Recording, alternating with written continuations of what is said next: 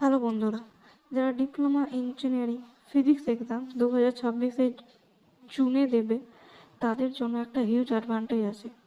তোমাদের কাছে এখনও 3 থেকে 4 মান্থ আছে।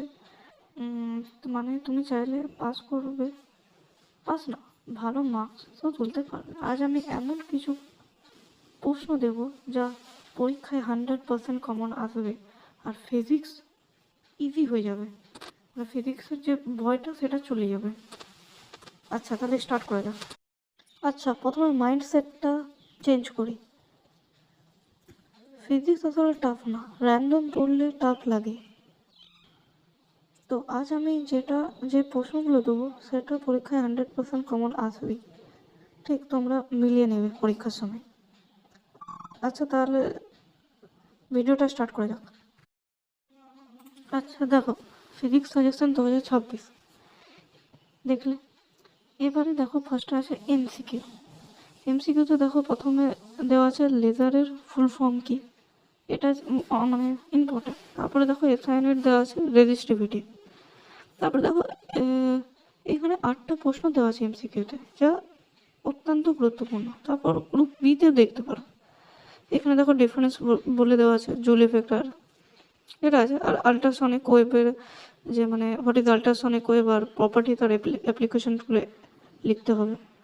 আর বাসাবাট ল, যেটা সবাই জানে ইম্পর্টেন্ট। আর আরেকটা যেটা TIR, ওটাও ইম্পর্টেন্ট। আর লেন্স ল, ইলেকট্রোম্যাগনেটিক ইন্ডাকশন, ওটাও ইম্পর্টেন্ট।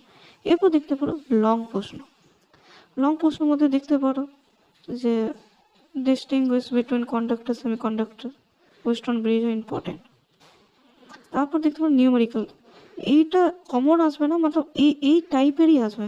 এই 6টা অঙ্ক যদি তোমরা যদি ভালো করে করতে পারো তাহলে 100% শিওর যে তোমরা নিউমেরিক্যাল অ্যাটেন্ড করে চলে আসবে, আর ওইখান থেকে যা নম্বর আছে 3-5 সেগুলো পেয়ে যাবে। আর এখানে দেখতে পারো ফ্যারাডেস ল, এটাও ইম্পর্টেন্ট।